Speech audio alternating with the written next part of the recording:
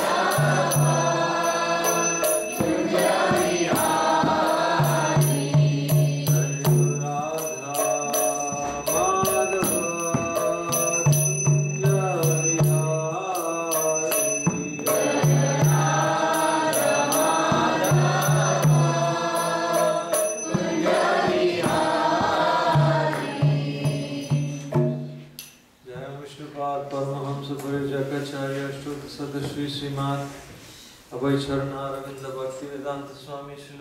Bhagavad Gita, Vishnupada Paramahamsa Parijakacharya, Ashtotra Sada Shri Srimad Srila Bhakti Siddhanta Saraswati Goswami Prabhupada ki jai, Ananta Koti Vaishnavinda ki jai, Grantaraj Srimad Bhagavad Gita ki jai. All glories to the assembled devotees. All glories to the assembled devotees. All glories to the assembled devotees. All glories to Sri Sri Guru.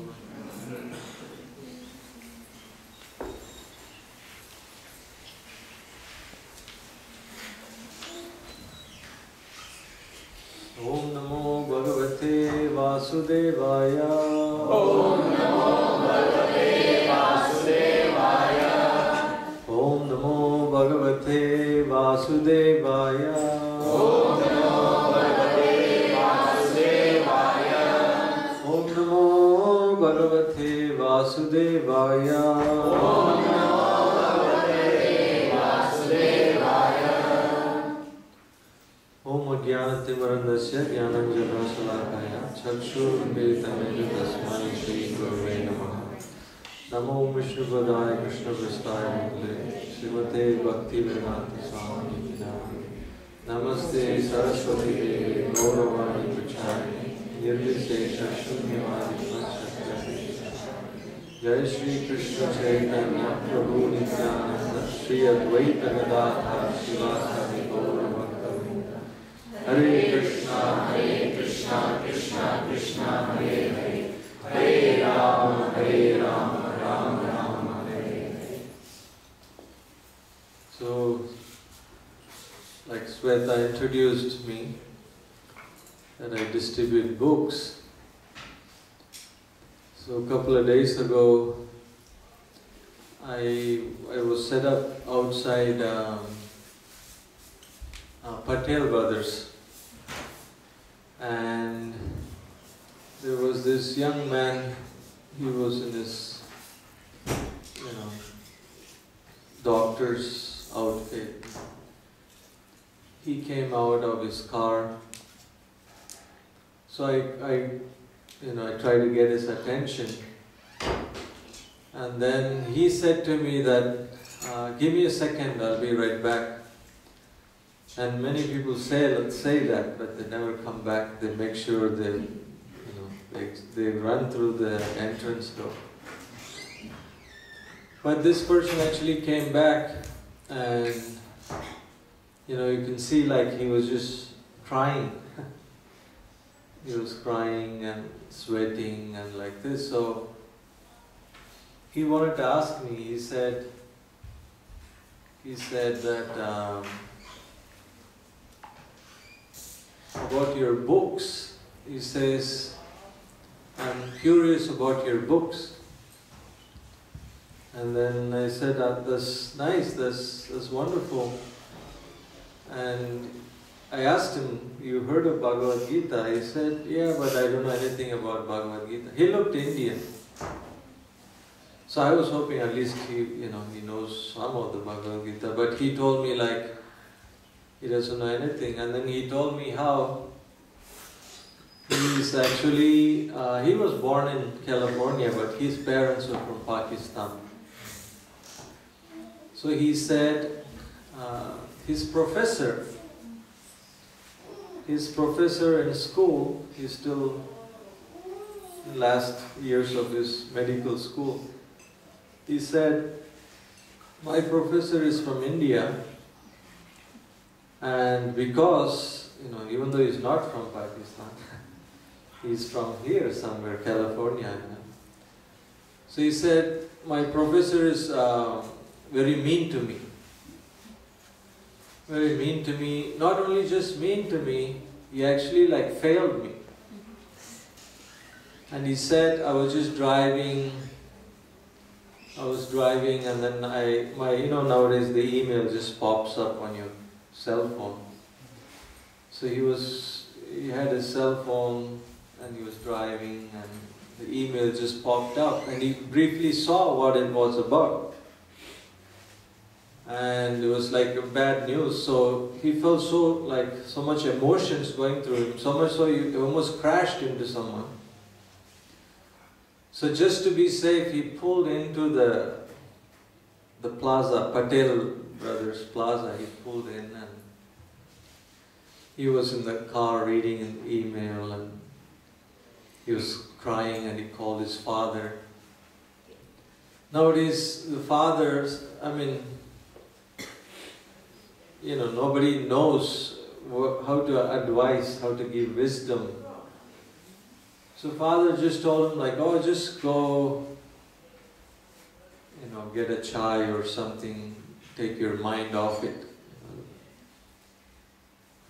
So he came out of the car and then I was sitting there and then I waved to him and then, so it was a kind of bitter sweet feeling he had, like, okay, here's the person, he looks like some priest or something, and so I can, ask him a question. At the same time, this guy is representing a book that my professor also so-called follows. So this may be a chance for me to get out of my system, So he asked me like, so what does your book teach? So he told me like, before you answer me, let me tell you what happened. So he told me what happened. So I said, he asked me like, so what is your message of your book? Why is somebody that follows this book is so mean? And this boy was actually like very nice, very educated, wealthy. It's like everybody in his family is a doctor and he's so gentle and well-spoken, well-dressed. He's so nice. So he was asking like that. He said, what does your book teach that somebody who's representing this book is so mean? I said to him, actually, this book is complete opposite. But not everybody that claims to be, Hindu or Muslim or Christian or Buddhist, they actually know the, teachings. They may claim like that. Like Srila Prabhupada used to say, it's just a rubber stamp. But they don't actually know. I was telling him how Bhagavad Gita is the most famous book. It's also the most misunderstood book. Is that light necessary?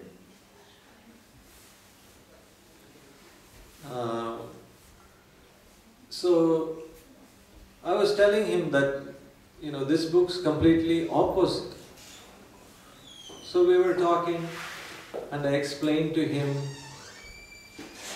that, the beginning of Bhagavad Gita, Krishna says, Dehinosmin yata dehe, Komaram yavanam jara tata dehantara prapti, dhiras tatra namuyati. So in the beginning of Bhagavad Gita, Krishna explains that we are not the body. The body and mind are just like the coverings for the soul. The real self is the soul. And that soul is present in all species. Like the Vedic scriptures explain that, anything that takes birth, grows up, produces children, gets old and dies, that means there's a spirit spark, there's a spiritual being within that body. So not just human beings, not just Hindus, not just Pakistanis, not just humans, but all species of life. There's a soul within, and Bhagavad Gita teaches to respect and to love everyone and to show compassion. Like in the Bible, there's a golden rule. There's teaching like love your neighbor and don't do unto others what you don't want them to do to you. But the Vedic scriptures, the Bhagavad Gita, takes the golden rule to another level. Your neighbor, not just like somebody who's got same skin color like you and they have the same accent and, same passport and like same financial status, and then I'm nice to them, but then anybody else, there's not golden rule doesn't, apply. No, Bhagavad Gita teaches we have to respect and love all beings. So I was explaining to him these things, how, his professor is wrong, because he claims to be Hindu, but is not behaving like one. And I was giving the example of Srila Prabhupada, our founder of the Hare Krishna teachings. He, in a sense, we don't use this term Hindu because this word is never used in any of the Vedic teaching. But just for example, we say Hindu. We follow Sanatana Dharma. This Dharma, anybody who practices, a great example, I was telling this student about Srila Prabhupada, how he came to America and Prabhupada never met an American before in his whole life. And he came to America to show compassion. It's not like Prabhupada landed in Boston or New York and then he went directly to some Bengali association or something like that. There was, nobody there to, care for him or receive him, anything like that. And he was staying in the Bowery with the, bums. It's funny, one guy came to look at our kitchen in the ashram and he was telling me how he's from New York And he would promote his business using the bums in the 70s. And he would give them alcohol for them to go and hand out flyers and stuff. So this is how people usually deal with the bums. But Prabhupada was living with them and giving them prasad and doing kirtan among them.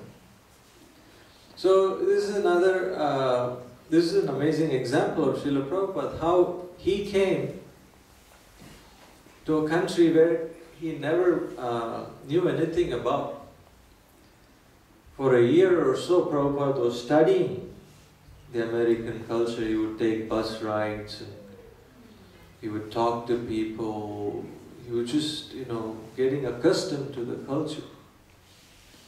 One time, one student gave Prabhupada $5, and Prabhupada wanted to make a feast. So Prabhupada went to a store and he bought so many things. And then at the checkout, it came to like about $8. And in India, we bargain, right, with the vegetable person and milk, So Prabhupada said, I will give you $5 for all this. And the lady in the, checkout, she's like, no sir, this cost $8. Prabhupada said, no, $5. And she had never experienced anything like this. And then she said, no, it says $8. And Prabhupada said, okay, I'm putting everything back. I don't want to shop here. And she said, fine, whatever you like. And Prabhupada said, no, I'm not putting anything back and I'm not giving you $8, I'll give you only $5. And she was attracted. Prabhupada was, as we can all see from the history, was a very pure person, very attractive person. So she took her purse and paid the balance and let Prabhupada take this time. Prabhupada never saw anything like washing machine and bathtub and carpets in the bathroom. Was a culture shock for Prabhupada.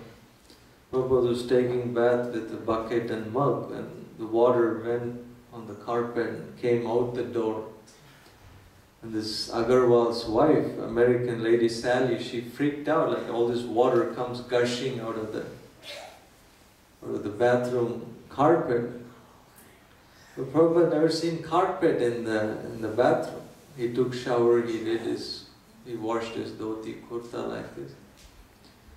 So everything was new, but Prabhupada, out of compassion, he was learning, he was studying how to help these people. What can I say? Just like in the Jaladuta on the voyage, he wrote the poem, make my words suitable, Krishna, that these people can actually understand what I'm saying. Prabhupada said, why are you bringing me to this horrible place? First Indian to call America a horrible place. And Prabhupada didn't come for green card or dollars or any of this stuff. That's also pretty revolutionary. And Prabhupada was saying, you're bringing me to this place and they're in mode of passion and ignorance and they think themselves happy.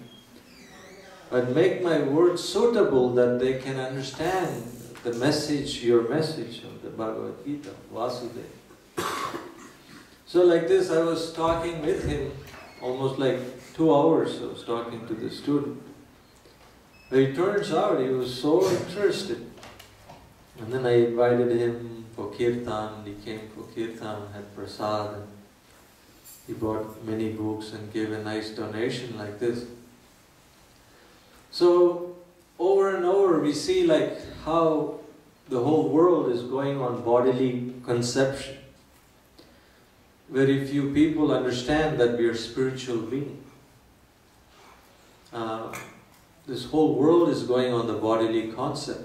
Another lady, I met her in my book table, and she was also, she was African American. First of all, she was super interested. And she grabbed so many books and, she was talking so nicely. And all of a sudden she read the back of the Gita, and then there was a, quote by Gandhi, Mahatma Gandhi. Immediately she put everything down and she just like stormed off. And I was scratching my head like, what did I say or what happened, I keep thinking, what did I tell her that, she got offended? So it was actually like mental. I was just sitting there like, it was such a sweet exchange, turned bitter, and then she just stormed off. And I couldn't even approach anyone else. I was waiting for her to come out. And then when she came out, I said, ma'am, I apologize if I said something that offended you. And she goes, no, you're right, you're right. I said, don't go away, you disturbed my mind, tell me what happened at least. And she came back and said, oh, I saw this thing about Gandhi and the back of the book, and I heard somewhere that he didn't like black people or something like that.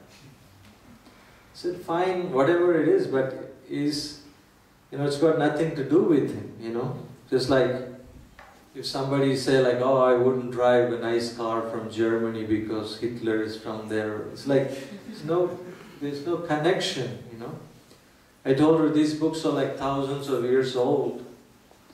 And so many people read these books. Not just Gandhi. Nelson Mandela memorized this whole book when he was in prison. He had a Hindu cellmate. He taught him Bhagavad Gita. And Martin Luther King Jr. So many people read, countless people have read. So just because you saw one name, you can't just, turn down all this valuable wisdom just because you saw somebody's name that you didn't like. And then, she took the books and like that again, she became open. So like this over and over we see that how generally we think, I'm black, I'm white, I'm Hindustani, I'm Pakistani, I'm middle class, I'm upper class, I'm a man, woman, this age group, that age group. It's all like everybody's walking around identifying themselves with the material situation. But the way the scriptures explain, that's actually like craziness. It's like when you've seen like movies, or sometimes you've seen in reality, like if you go to some asylum, like crazy asylum, somebody's walking around like he's Jesus Christ. Somebody's walking around like he's, John Lennon. Somebody's talking like he's Gandhi. Somebody's talking. It's not like this person has a little bit to do with this character. Not at all, like zero. They have nothing to do with it. Similarly, we are spiritual beings. We are part and parcel of the Supreme Being, Krishna. But without understanding this basic knowledge, the whole world is going on the bodily concept. And then naturally, like we have the world like it is now, because everybody is fighting with everyone. No one gets along with anyone because of this. Like Sanatana Goswami, one of the disciples of Lord Chaitanya, he was very educated, intelligent, wealthy. He was actually the minister in the Muslim kingdom of Nawab Hussain Shah. He was the advisor for the Nawab. But he met with Lord Chaitanya. Those of you who don't know, Lord Chaitanya's deity on the right, with the arms raised. So Lord Chaitanya is an incarnation of Krishna who appeared 500 years or so ago. And so Chaitanya Mahaprabhu, when he met with Sanatana Goswami said, people call me Pandit. But he said, Ke ami, ke namore, jape tapatro. He said, people call me a learned scholar, but I don't even know who I am, and why I am suffering, threefold miseries. Sanatana Goswami said to Lord Chaitanya, Tapatroy. Tapatroy means every one of us, we suffer from our own body and mind. Sometimes the mind can torture an individual more than the body. The bodily aches you can tolerate, but the mental pain, the mind can be our worst enemy or best friend. So there are pains coming from body and mind, and there are pain, misery coming from like other living beings, like pickpocket or mosquito, or somebody can speak to us harshly, or some disturbance. Nowadays with the cell phone, you could be having a peaceful morning and then one message comes, can ruin your whole day or whole week. It just like pops up. Like Prabhupada said, when he was in India, he applied for a telephone, and 20 years later the phone never came. It was such a big waiting list.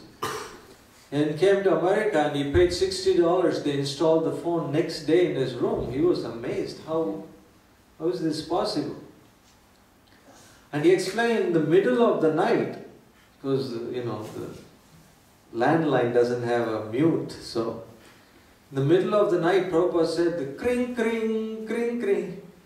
Somebody's ringing him. So he picked up the phone, hello, and somebody goes, Swamiji, how is it going?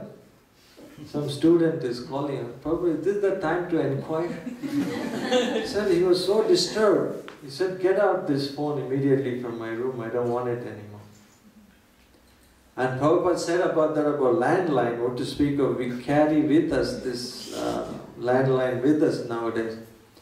And it's constantly pouring in mixed messages, So, any time, we could be having a peaceful day, but then one message comes, it could disturb us.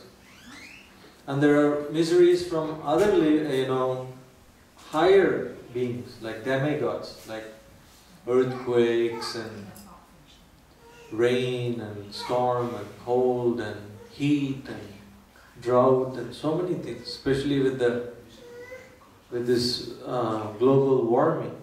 The scientists are saying that if we don't change the way we are living, in terms of like plastic and meat eating and all these habits, if we don't change, in 2040 we will see some severe consequences. I mean, it's 2020 now. It's just 20. It's not like we conveniently will be gone and then somebody else will suffer. No. Krishna willing, most of us will be around. And the scientists are alarmed. Like, the way we are living. It's not like we have unlimited resources to exploit and unlimited disposal sink for the wastage. It's all affecting our habitat. So these are the three miseries: body, mind, other living entities, and higher being. So Sanatana Goswami was asking Chaitanya Mahaprabhu, I don't even know who I am. Can you kindly tell me who I am and why I am suffering? I don't want suffering, but I'm suffering. And I want happiness. It's very hard to get happiness. Why is this happening? So Sanatana Goswami was asking like that. So any intelligent person, he tries to find out like who we are. Without that, how can we be successful in life? If I'm thinking 2 + 2 = 5, 2 + 2 = 4. Based on that, if we have so many equations, at the end it will all be wrong. How can you build, World Trade Center if you don't have proper foundation? Like that, if you don't even know who I am, I'm thinking like I'm this or that, and then I want to be successful, I want to be happy. If I'm thinking I'm material, I'm matter, and I'm acting for material enjoyment, material pleasure, but I'm not matter, I'm spiritual being. It's impossible to find happiness. Krishna says is without the steady mind is no question of peace. We cannot even be peaceful. How agitated people are in terms of like road rages and the drop of a hat, people are ready to kill each other. Nobody is even peaceful. What to speak of happiness? There's no question of happiness. Why? Because of this bodily identification. I was listening, Prabhupada was explaining how Muchi means cobbler. Prabhupada was explaining, cobbler means he's expert. He's expert in dealing with leather. He knows it's goat leather or cow leather or like this. Because he deals with the leather. Similarly, if we are thinking, in terms of the bodily concept, then there's no question of, getting along or loving or serving or like this. It'll be conditional. We cannot serve unconditionally.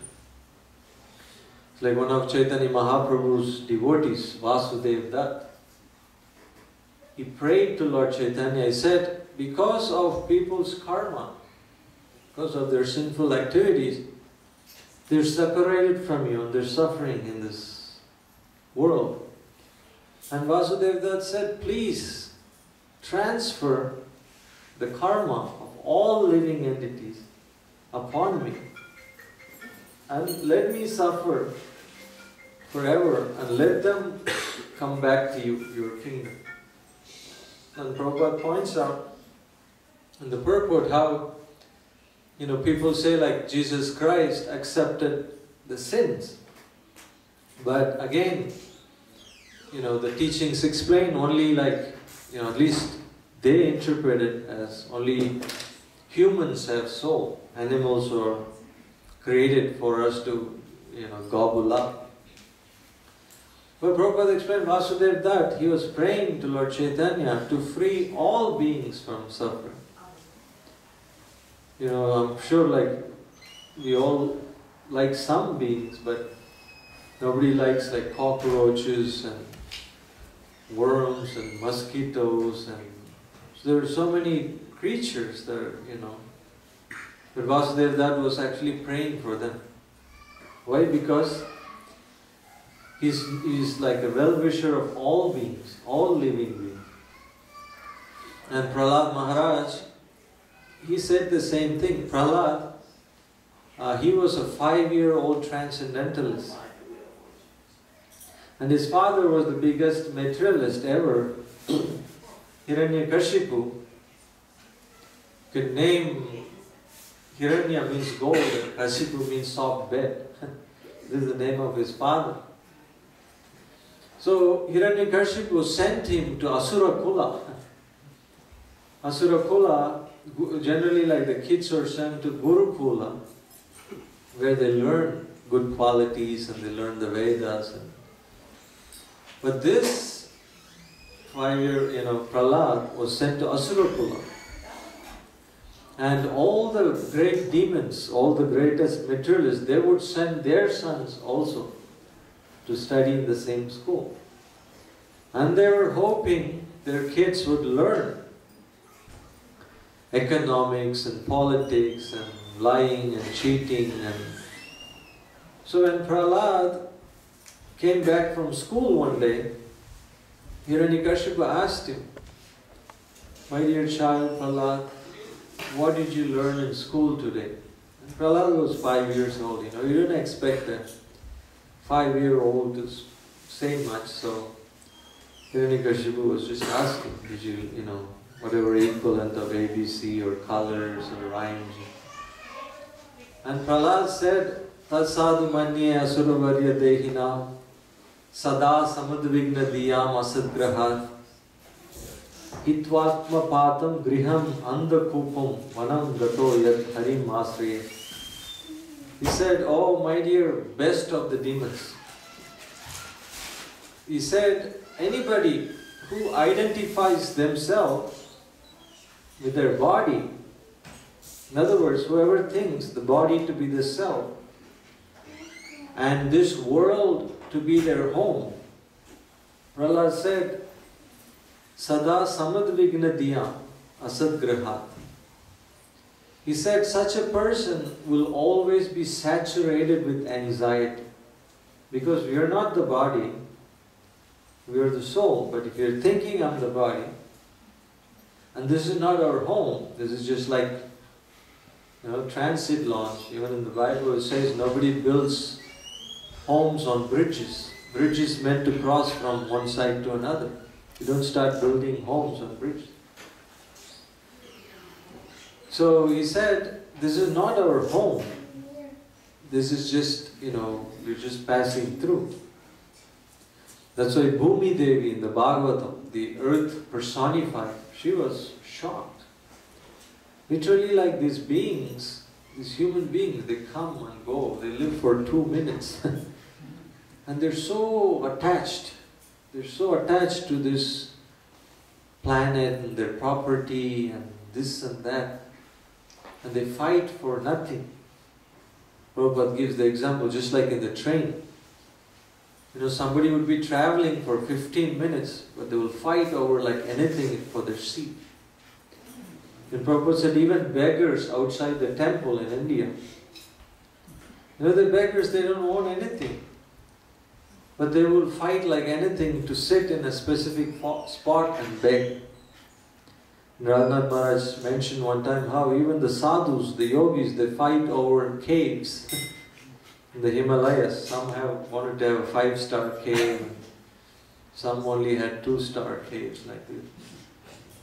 So the Bhumi Devi was, even Bhagavatam said the demigods are shocked how short the life of a human being is. Prabhupada gives the example of these insects in Mayapur. There are this kind of insects that they come and gather around the street lights. They love the lights. And they gather around the street lights, and basically they take birth near the, underneath the street light, and they grow up. This is all happening in the evening. And they produce babies, they get old and they die. By the time sunrise comes, they never see the sunrise. Their whole lifespan is just one evening. And there's millions of them dead in the morning. They come and sweep them away, just clean the street. So the demigods are saying how short the life of a human being is. And Bhumi Devi pretty much says like we live for a couple of minutes. So Prahlad is saying this is not our home. Prahlad also said the same thing. He said if somebody is living for 100 years, nobody lives 100 years anymore, but even if they did, he did. 50 years is gone and sleeping. And when we are young, 16, 17, 18, we're just spending time playing this, that. And then family life, and then work, and then comes the children. And then, when we retire, and then the body is falling apart. The material body starts giving aches and pains and pleasure. And then we become absorbed in that. So Prahlad basically says, this way our whole life is divided and plundered. And in a person's life, there's actually very few years of good health and good consciousness and good spirit. So Prahlad says, we should use that time wisely. So he's telling his dad that Sada samadvigna diyam asad grahat. Asad grahat means a thing that won't last. Asad. Hitvatma patam griham andakopam. He said, the living beings in this world is like they've fallen into the deep dark well and screaming for help, and nobody hears them. And he told his father, forget about all these things and go to Vrindavan and do bhajan. go to Vrindavan and chant the names of Krishna. And this is not actually what he wanted to hear. Like this, throughout the Vedic scriptures, the ABCD, the beginning of spiritual life, it's explained that how we're not the body, we're spiritual beings. But then again, there are many misconceptions. People think, oh, okay, I'm not the body, I'm a soul. Then some people say like, oh, that means 1 minute we are living as if, all you get is like one life and one choice and one body, and you got to enjoy as much as possible. You just have few years, so just go for it. Squeeze as much pleasure as you can just within this one life. That's such a misconception. Because the yoga teachings, Bhagavad Gita, Srimad Bhagavatam, they explain like, the soul is eternal. We're going to keep taking birth over and over and over. So there's no question of just one birth. It's not just one life. There was actually a TV show of a dying man. He's got like 3 months to live or something. And here he is enjoying in all the tropical places with beautiful women and, eating this meat and that and drinking and like completely absorbed in materialistic activities. And people are appreciating the show so much and they're praying, oh God, please let this man live a little bit more. We love the show. We don't want the show to be, ending so soon. Complete wrong example of how to die.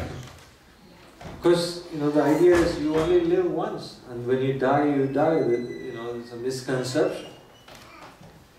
Or people think, oh, I'm a spiritual being, then I must be God. Complete another form of misconception. Bhagavad Gita explained that both are wrong. Some people, there's a group of people that want to enjoy the world like anything. They're mad after materialistic enjoyment.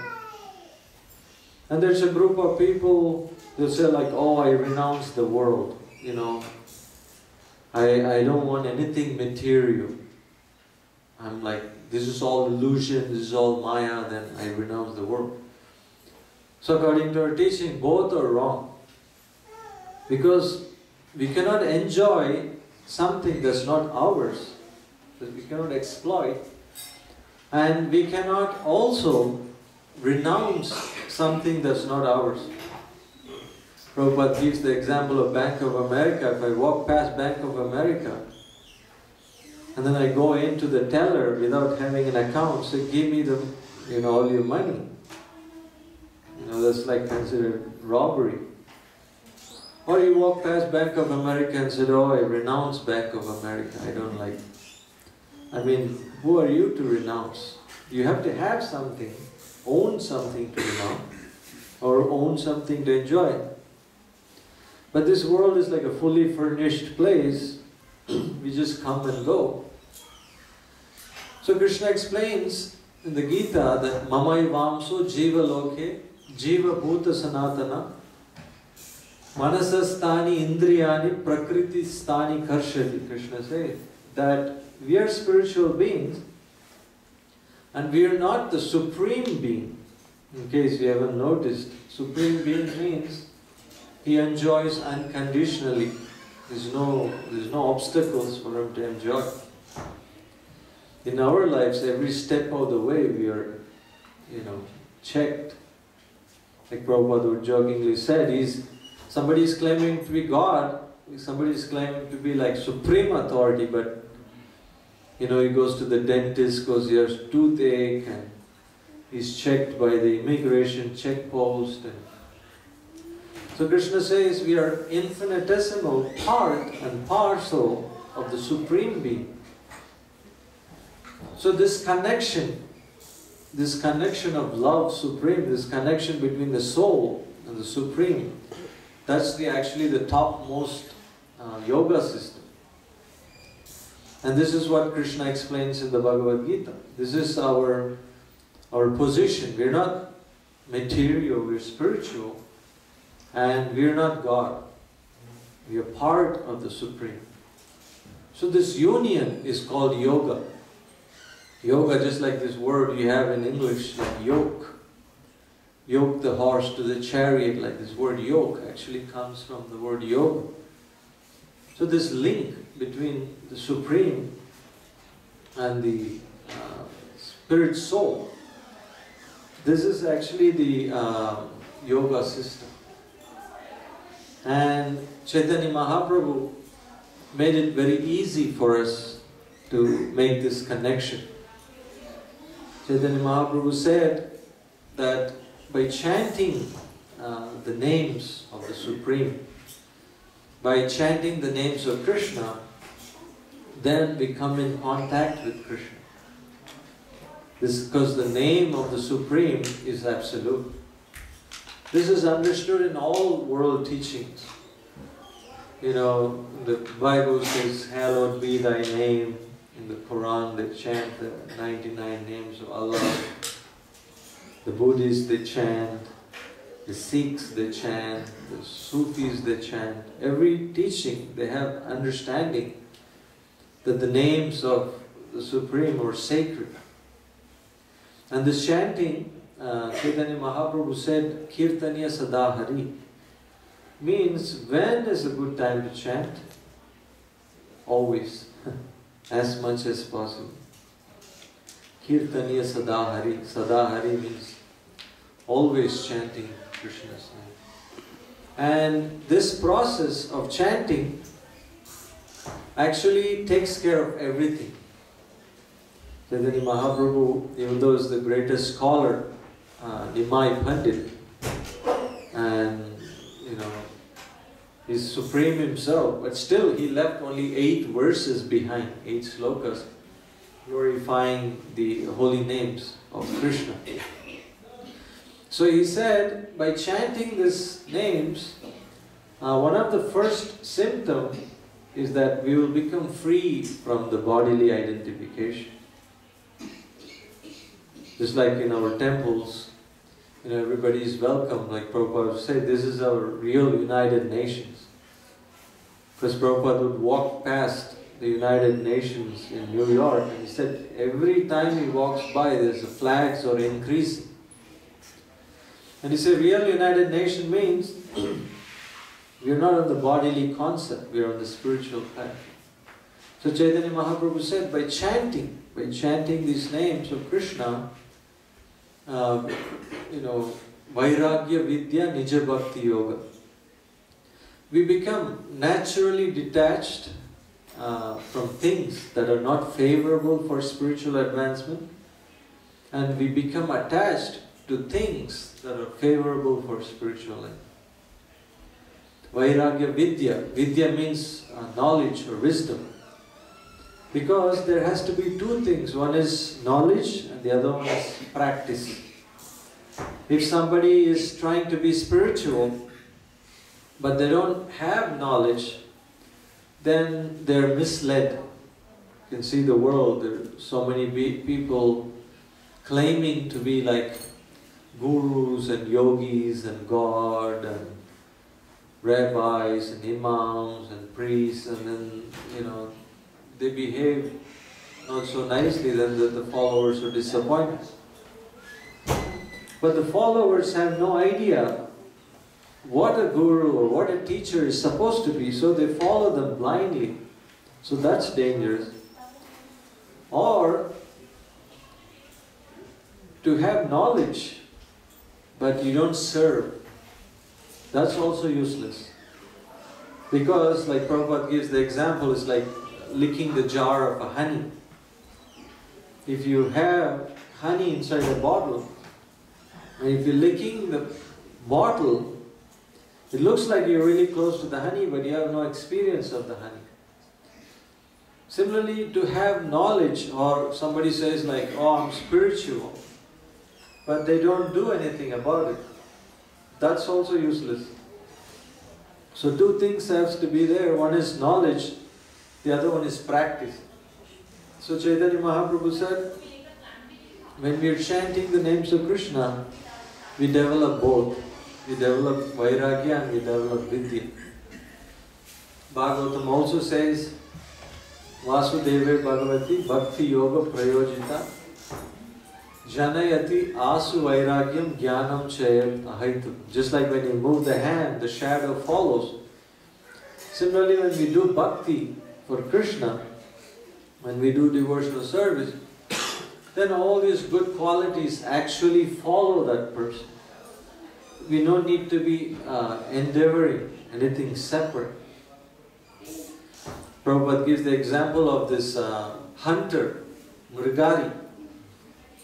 Mrigari was a heinous hunter, and he was actually half killing animals, and he would enjoy them suffer, see them suffer. So Narada Muni, the saint, was passing through and he saw this, and he stopped this hunter and said, like, what are you doing? Why don't you even kill them? Why are you half killing them? And the hunter said, oh, this is all I know. This is my profession. This is my duty.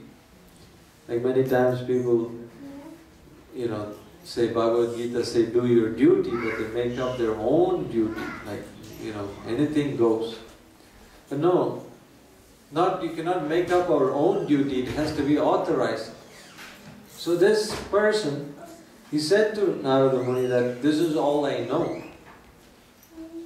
And Narada Muni, with his mystic powers, he showed him, okay, this is the kind of karma you're going to get if you're killing them and eating them. And the hunter became like shocked, he became horrified. And then he said to Narada Muni, what do I do? I've already done so much killing.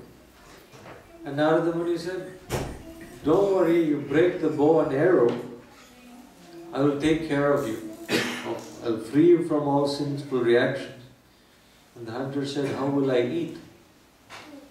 Narada Muni said, there is plenty of food for every living being within this creation. You don't need to be in anxiety. How are the birds are eating, the animals are eating? He said, don't worry, you will have plenty of food to eat. No need to be in anxiety in Krishna's creation. Everybody is taken care of. And so Mrigari broke his bow and arrow, and then he went to the bank of Ganga with his wife, and he was chanting. And Narada Muni, on the way back from his tour, he said to his friend Parvat Muni, I want to go and see my disciple, how he's doing. So they both came. And Mrigari was jumping in ecstasy to see them. And Parvat Muni said to him, your spiritual master is coming, you're supposed to bow down, you're supposed to give dandavat. Why you're jumping like this? He said, oh, I'm so sorry, there's so many ants in the ground. If I bow down, they might die. So that's why I was carefully just made a little space so I can stand. So Prabhupada would point out, first of all, he was a heinous killer. Now, just by chanting the Mahamantra, his heart became so soft. He doesn't even want to kill an ant. So Prabhupada would explain over and over, just by chanting, you will develop all divine qualities. And Prabhupada said, just like in America, back in his time, drug addiction was a big problem. Back in the days, like some older devotees tell me that we used to take LSD for breakfast. Drug addiction and so many problems. And Prabhupada said, when the boys and girls would come to him, and he will get them to chant Hare Krishna, they become very saintly. So much so the local priests, they ask him, these are all our boys and girls, they will never come to church. But now they're all mad after God. What is the secret? Prabhupada said, I'm a poor old man, I don't have any money to bribe them, I just tell them to chant Hare Krishna. And it's working, it's scientific. Nitya Siddha Krishna Prema Sadhya Kabuna, Chaitanya Mahaprabhu said, every soul is eternally Krishna's part. So it's not an artificial thing that we love Krishna. And then Prabhupada said, one of his students, he went home because his father was going to give him some inheritance, and it was a Christmas Eve. And you know, typically what they eat for Christmas. So this student, this brahmachari wouldn't eat. And the father was so offended. Come on, it's Christmas night, you can't even have a burger with us, you cannot have. He said, sorry, I cannot, I'm a vegetarian. And then the father said, at least have a glass of wine. He said, no, I can't. The father got so offended, you're so like unsocial and obnoxious and rude. He says, you don't get any money, get lost. And that was like worth like millions of dollars. And the boy just walked away. He said, okay. So he went and told Prabhupada, and both of them were chuckling. Prabhupada didn't mind, the boy didn't bring him money. And he also couldn't break his promise to Prabhupada. So Prabhupada said, just see, these boys and girls was the biggest problem because they were taking drugs and they would beg, borrow or steal to get a beer. Now the father is willing to give him like millions of dollars, but he will not even have a glass of alcohol. Why? It's a scientific process. So Narada Muni asked him, so how are you eating? Are you eating? Are you getting enough? Mrigari said, the problem is I'm getting way too much. He said, I don't know what to do with all the food I'm getting. Because the neighboring villagers, they find out that this hunter has become a devotee, so they're all coming to see him. And the etiquette, the custom, when you go to see some saintly person, you bring something for them. So they're all bringing fruits and flowers and atta and oil and ghee and milk. And they live in a little hut. How much can they store? So they're constantly giving away. So Prabhupada would explain that just by chanting, all the divine qualities become manifested in that person. And when you develop these good qualities, there's no question of like, you know, I'm Hindustani, I will hate this one, and I'm Pakistani, I will hate this one. You know, I'm black, I'm white, you know, no neighbors can come in and build a wall. It's just all problems solved. As long as you're in the bodily concept, we're just like animals, like Prabhupada would say about the immigration officers. They're just like dogs, they just bark. Why are you coming? Why are you coming? Like you walk past somebody's home, a dog is there. You're not doing anything to the home, but the dog will start barking. And the Prabhupada say like, this is all God's property. We are all God's children. Why can't we have this basic understanding? Even in the name of religion, there's so much chaos. In the name of science, there's so much chaos. So much chaos in the name of technology. Nobody is happy. Where is the happiness? But the ancient teachings, they teach us these basic things. This basic understanding that we are Krishna's part and parcel. The real happiness comes from within.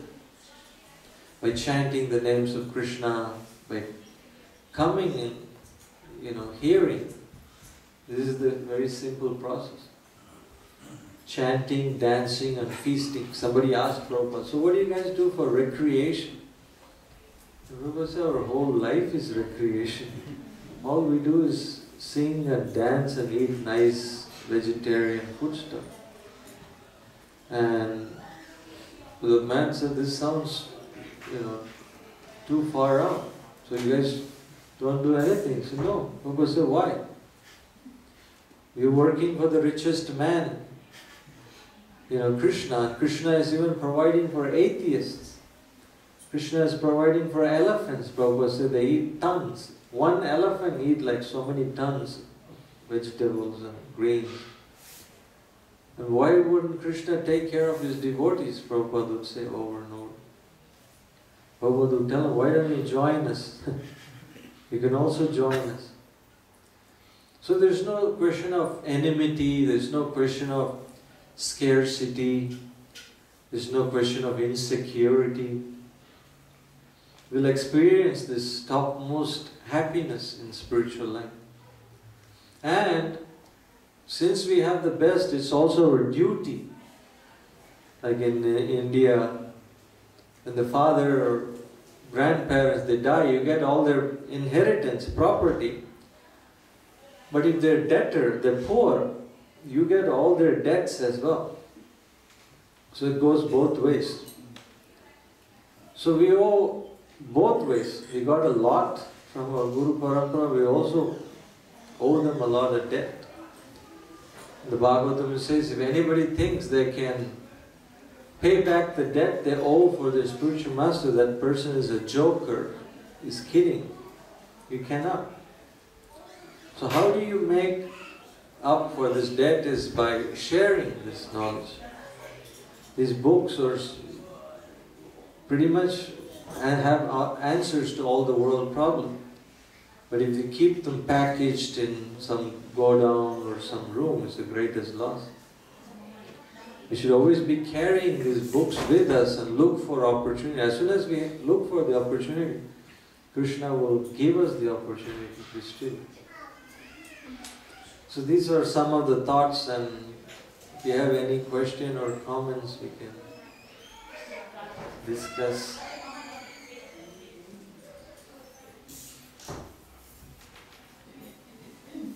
Let's talk about the Gandhiji. Actually, he fought for black people when he was in Africa. He was in the train, and that train only white people can come in. Then one people came in, they'll kick him out. So I think Gandhiji was barrister, and he won the court and fought the case. And the case, then he won the case. Anybody can buy a ticket and they can go in that compartment. It's not a question of white, black. That's a good point. Prabhu was trying to make the point how the lady told me she wouldn't buy the Bhagavad Gita because Gandhi was a racist, but he is making a point that Actually, there was a lecture, Prabhupada lecture. Prabhupada mentioned in that lecture. So he's making a point how that's not true because Gandhi actually fought for the rights of the blacks in South Africa, right? I think South Africa. Anything else? Anybody have anything to?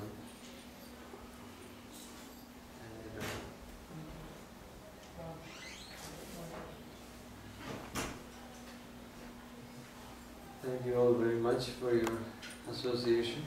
Grantharaj Srimad Bhagavad Gita ki jai. Prabhupada ki jai. I'd like to request Rishikesh Madhav and family and Samarendra Sanyal and family to please come and perform the arati.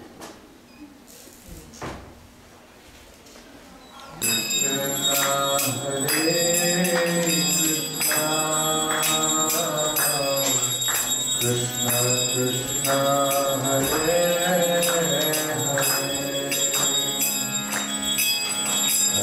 Ram Hare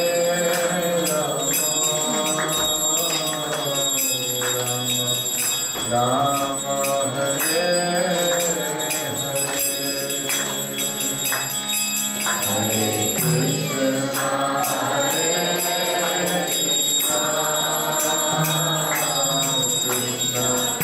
Krishna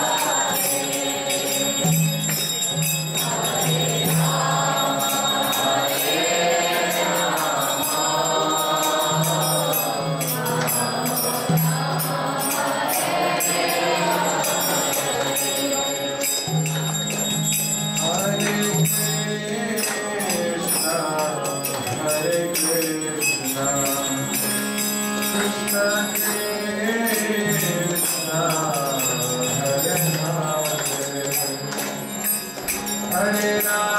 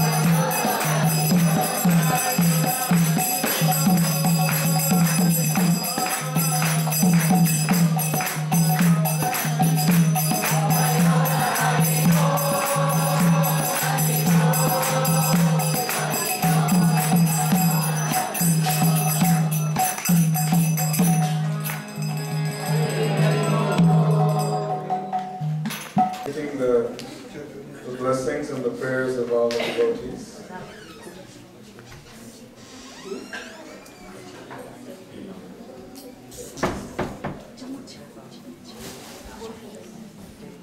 So if we could all please raise our hands, and we're going to pray to their lordships.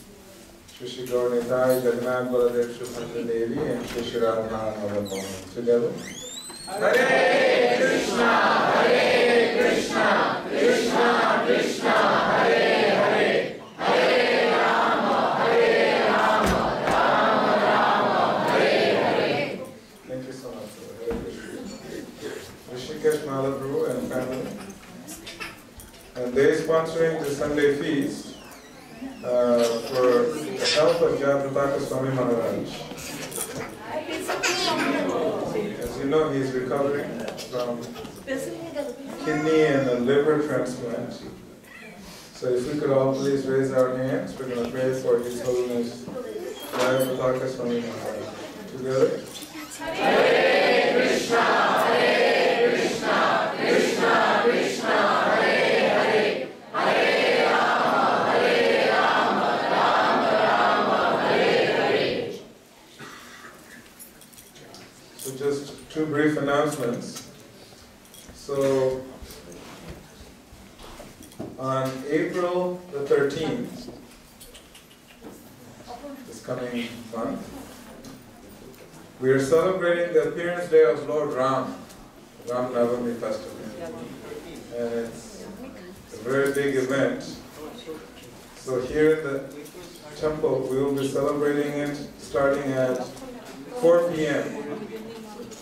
Normally what happens, because it's a Saturday, we want to try and start the program early so we can, there's children who are preparing a drama, the Advent of Lord Ram. And so it will be nice so that the schedule is not very heavily cramped. So 4 o'clock drama, then there is a bhajan after that to Lord Ram, and then there will be an abhishekam. Everyone will get an opportunity to bathe Lord Ram.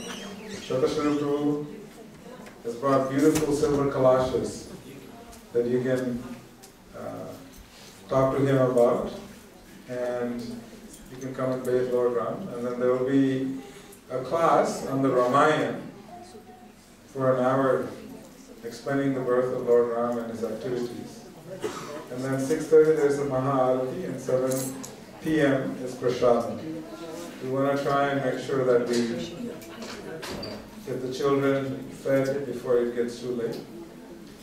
Also on the next day, which is the Sunday the 14th, the disciples of Jayapataka Swami Maharaj will be celebrating the Vyasa Puja.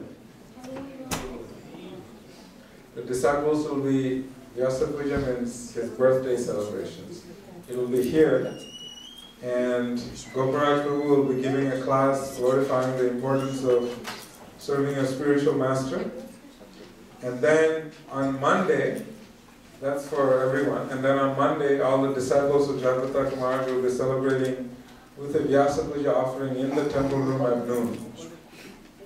So there will be a Pushpanjali Guru Puja on the Monday, not the 14th, but the 15th. It's an Ekadasi, and that is the day when he was actually born, on the Tithi. So it will be celebrated on the 15th, but 14th, it will be for everyone here in the temple room. Shri Prabhupada ki jai, Ramachandra Bhagavan ki jai. So, those of you who have children and want to participate in the drama, they are still looking for actors, and they will train them up. So, I would like you to come. Is Urjeshwari Mataji here? She's in Sunday school. Is anyone served in the temple?